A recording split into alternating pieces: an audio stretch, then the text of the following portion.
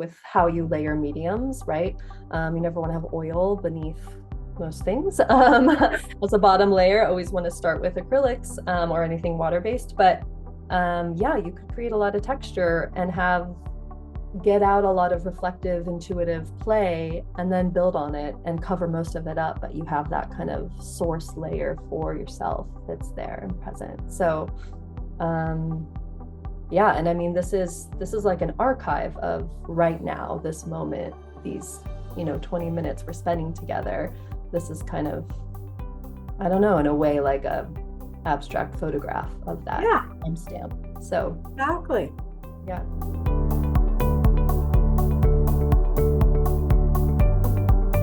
Hi, everyone, and welcome to Mastrius for this sneak peek with artist and mentor, Linden Eller. We'll be doing a demo on how to layer and work with various mediums. At Mastrius, you get personal feedback, teaching, advice, and support from a master artist of your choice, so you can reach your goals in your style at your pace. I'm your host, Marcia Korsbelt, and today I'm excited to introduce Mastrius mentor, Linden Eller. Linden spent her youth in the suburban Sonoran Desert before moving to Southern California to obtain her BA in studio art. She's since lived and worked across Europe, Asia, Oceania, and the Northeast region of the US. Linden's work explores a dichotomy between memory architecture and the present experience.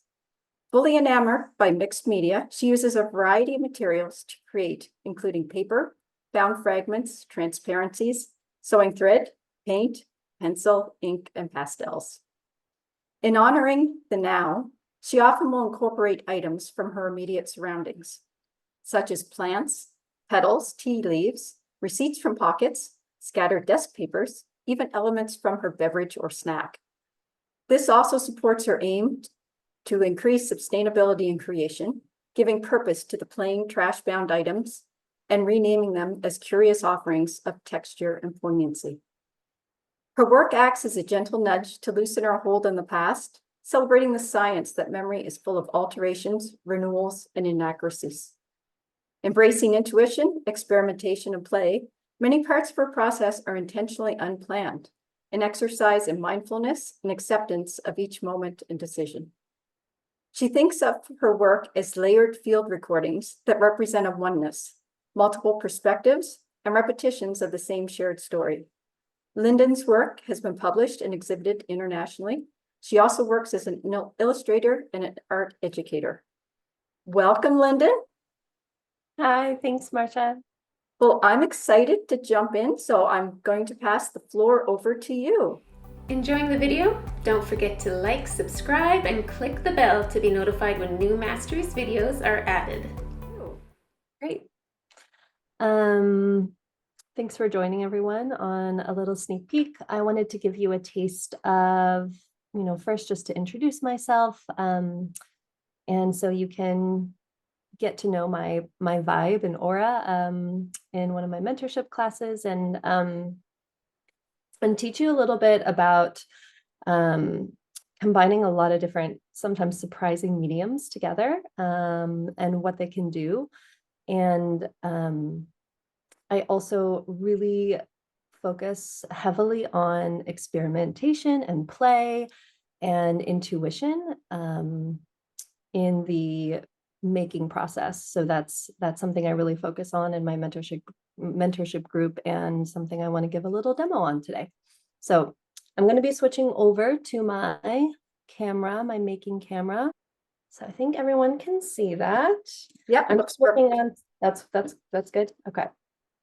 I'm just working on some heavyweight watercolor paper today, and I'm going to just do a really brief introduction of the materials I'm going to use, just in case you want to get a few out and like play along with me while you're watching this. That could be really fun. So I have some watercolors. I have a giant pile of collage papers. So I'll be kind of going through there, lots of different ones that can be exciting to use in your work. I have some alcohol markers, acrylic paint, various colored pencils. I also have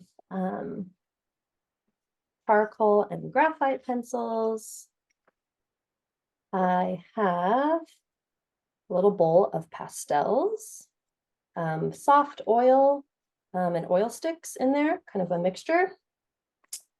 And then usually when I'm working on paper, I use just an acid-free glue stick. I might also tap into some gel medium as well, but either one will kind of work just for if you want to make along with me today. But yeah, so really, I want to give a demonstration of mixing all of these together in a very intuitive layered process. So that's what we're going to be doing. Excellent. I'm excited to see this. So Now, did you prime your canvas with anything there, your watercolor sheet? my watercolor paper, nope. Okay. Nope, this is just ready to go. And if you're adding a lot of moisture, a lot of paint, or doing a lot of wet on wet techniques with watercolors, it can be really helpful to tape your paper down. So that's something that you can do. I'm not going to do that today, but that can help it from kind of curling up at the edges. But nope, unprimed. So what I'm going to do is I'm going to start with some dry media. So that can be the alcohol markers, that can be the colored pencils, some of the dried pastels. And I'm going to intuitively make some marks on my paper. Now, I'm going to kind of just speak as I'm making these marks. This seems really, really simple. And it can be quite terrifying for most people to just grab a material and start moving their hand without any judgment, without any fear of what's going to come out, where it's going to go, judging if it's the wrong movement, the right movement, the too much, the too fast. What am I doing? How is it going to turn out? What is it going to look like? All these kind of bombardments of questions and doubts and insecurities start kind of moving through our brains. So I focus a lot on self-compassion and kind of the therapeutic approach, benefits, I should say, of the creating process. So you'll hear me reference those a lot when I'm speaking today. And these marks, like I said, I have no plan of what I'm doing. I'm speaking to you and kind of just moving my wrist. I might kind of change colors here or change mediums just for contrast. And I should add that your marks, mine always tend to be very scribbly. There's something very, very, very freeing for me in the scribble. But your marks, what are kind of intuitively coming out of your hand, might look very different. They might be more staccato, they might be more rigid, more wavy, more connected. So I like to start with layers like this because most of this is going to get covered up. So the whole purpose in doing these kind of intuitive marks is warming up your hand, warming up your mind into that kind of self-acceptance state of, okay, I'm here for the process. I'm here to show up and play, and that's all. And this is all probably going to get covered beneath other layers. So it's really an opportunity to let go. And again, you can play with some different mediums and layers in the process as well. That one's almost out of ink. Love that blue, that's why. And that was one of your alcohol markers? That was one of my alcohol markers, yeah. And another thing, again, if you're joining me, I hope you are. Another thing that can be really fun here is to experiment with pace. So try slowing down and moving really slowly and see how that feels.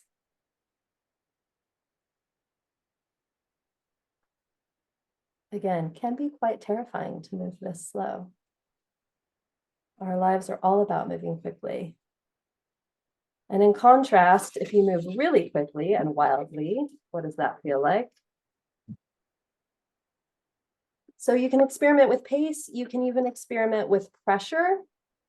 A fun one to do pressure with is with a pastel. So for example, if I'm using a very, very faint, I like to use the term kitten pressure.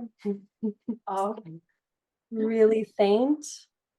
You have a very, very, very light value. And if you press really hard, get something darker, and it's going to feel really different in your body and really different in your hand to use a heavy pressure. Okay. So we have this super wild, intuitive, no judgment layer, right? And again, you could continue even just in that process for 15 minutes on its own, just as like a small unfolding, reflective kind of meditation. So that's kind of a fun layer to start. Again, just experimenting with those dry medium materials. And the next layer, again, we're just kind of going to build up a bunch of layers of mediums intuitively and abstractly, I should say. I primarily work in abstraction and definitely love to mentor artists that are also working in abstraction. So some materials here that you'll see me cutting out, I'm going to talk about them as I cut. One I often encourage folks to use are paint swatches from previous projects. So I prefer not to paint on a palette, specifically because I want to repurpose these leftover paint swatches in my work. what a great idea. Mm-hmm. That's a great idea. I know. Nothing is wasted if you're a collage artist. Nothing. So it's amazing what you can give purpose to that might be headed for your trash or just a different like system in place. Palette papers, those like waxy palette pads are also really great because the acrylic at least will peel off of it, kind of like a orange peel or something. I'm thinner than that, but depending on how thick the paint is. But then you can peel them right off and glue them or use medium to adhere them. So those can also be really fun. So I have some paint swatches there. I have some birch bark here. Also really great. Going on a nature walk. Pressed leaves, pressed petals from your bouquet on your table. I usually have a little bowl of some special things that I've kind of collected throughout the month, and they usually end up weaving their way into projects. I don't know if anyone is familiar with husk cherries, those little like, oh yes, yeah, called like ground cherry or ground tomatoes too. Yeah, so those husks are really beautiful texture. I often will keep those. Oh nice. Braid those as well. So I'm just again using an acid-free glue stick here. You know, this is from a tea package. And again, I'm just trying to show you all the things that you don't have to go out to an art store to purchase, that are probably living in your recycle bin or your sitting on your desk. Oops. And you'll see me kind of hold them around to different spaces. Just kind of seeing, you know, this is kind of a dark piece here. So I was kind of seeing where it would fit and what it would do to the composition as I lay it down. And then of course there's, you know, different plain colors of paper. I have, you know, many different like imagery and things from magazines and books that you can incorporate. So, you know, we can only accomplish so much in a sneak peek demo. So I probably won't add too much on here, but again, this is a layer that you can spend quite a bit of time on. Another opportunity to kind of access that meditative place. You're searching maybe through a book or a magazine and kind of reflecting on the images you see, cutting things out, selecting them. It really can be a pretty calming process.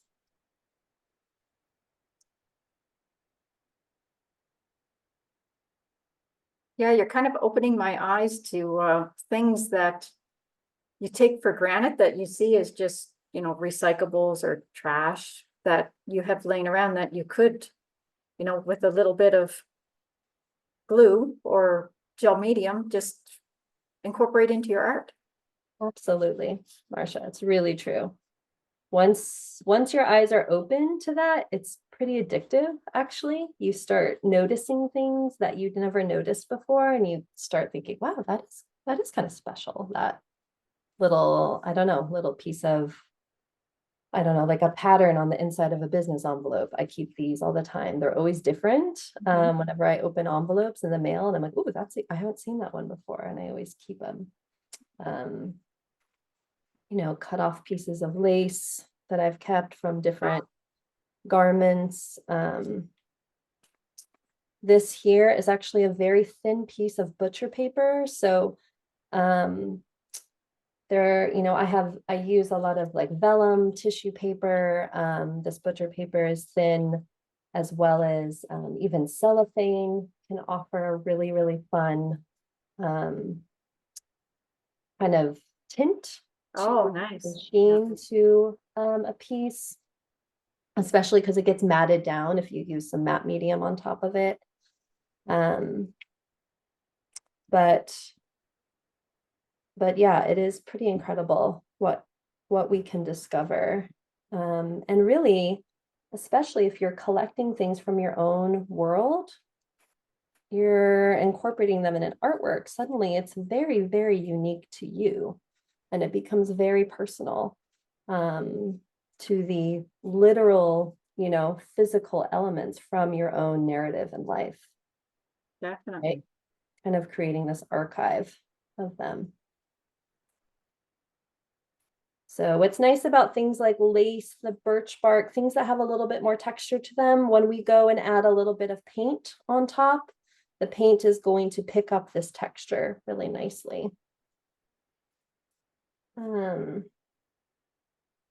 So a little bit more here, and I'm going to move on to adding some of that paint.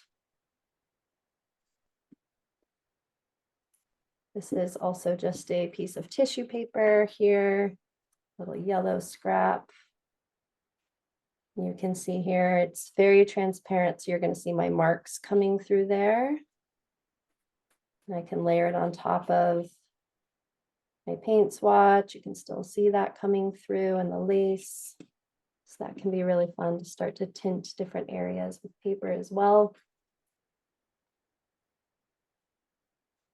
These can also be really fun to add in, little shavings, pencil shavings. Really, I could just talk, Marcia, all day about materials, collage materials, because it's endless how many things are really beautiful that are just like hiding away in our lives. Oh, yeah. I'm just thinking how you could so personalize this for, you know, anyone that I'm kind of thinking of my mother. I go into her house and I find little treasures that are, you know, hers, and make a piece like this. Exactly. And I'm not even using, you know, things like photographs, things like letters, lists, and writing, things that really have that, you know, history. But yeah, those are also really fun to add in. So you can see I've already added a touch of transparency, and I might do a little bit more of that. But I do want to just go in and add a little bit of paint. So I'm going to bring out my watercolors and I'm going to touch in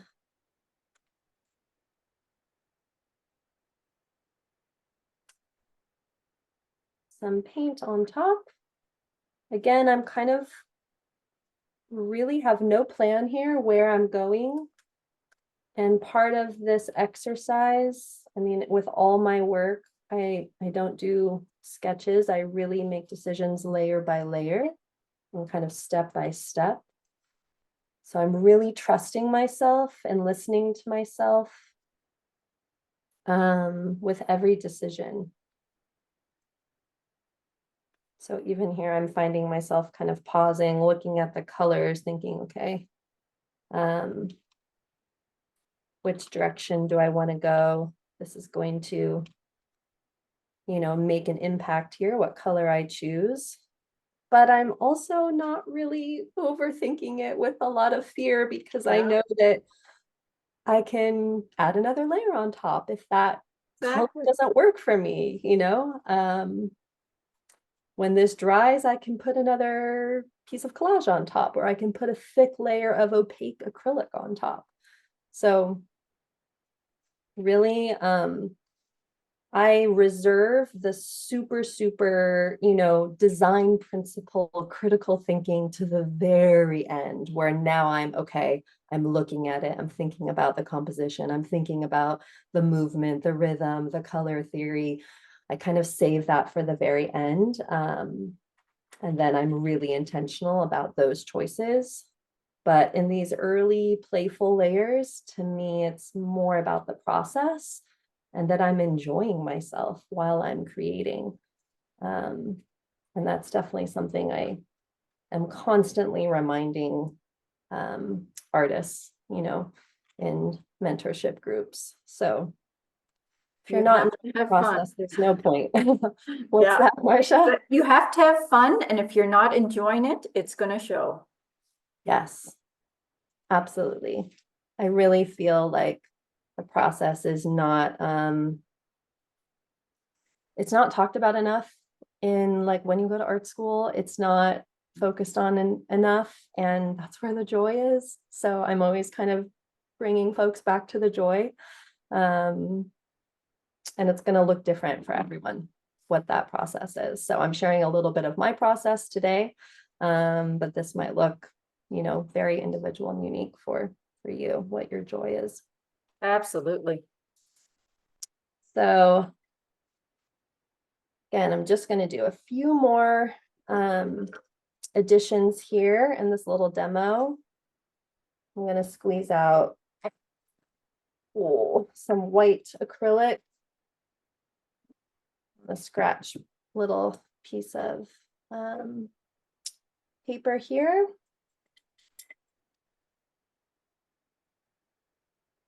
And I'm gonna just touch in. I feel like this collage piece down here is pretty heavy on the visually on the eyes because it's a dark value. So I'm gonna just maybe touch in some brush strokes here, quiet that down, keeping things super loose still.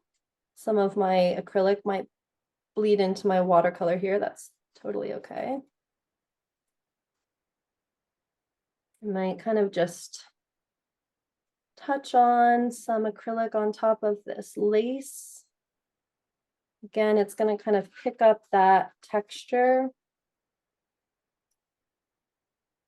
It's going to pick up that lace texture and just kind of hide some of it underneath.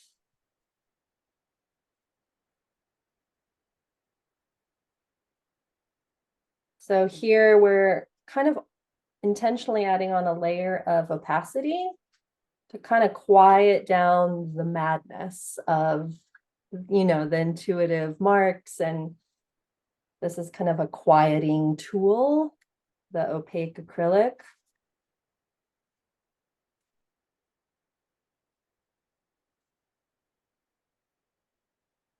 Looks like, again, my white kind of blended in with some of my blue watercolor there. So it's picking up some of that pale blue hue, which is kind of a delightful surprise there. It wasn't intentional.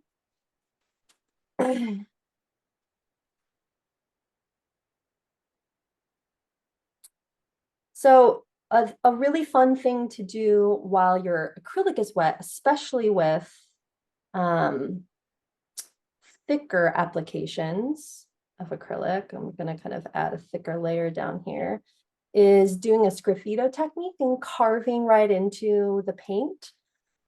And again, this is a way that you can use marks, use intuition. We're kind of going back to that first layer here. And you can use the end of a, like the end of a paintbrush, my other end of the paintbrush here, or you could use something like a graphite pencil. You can see, I think the last time I used this, Yeah. I used it to carve into paint. That's still some remnants on there. But you can see it will then carve some of those marks, right into the paint. Oh, fun. So that's kind of a fun thing to do. And it ties it back into that first layer.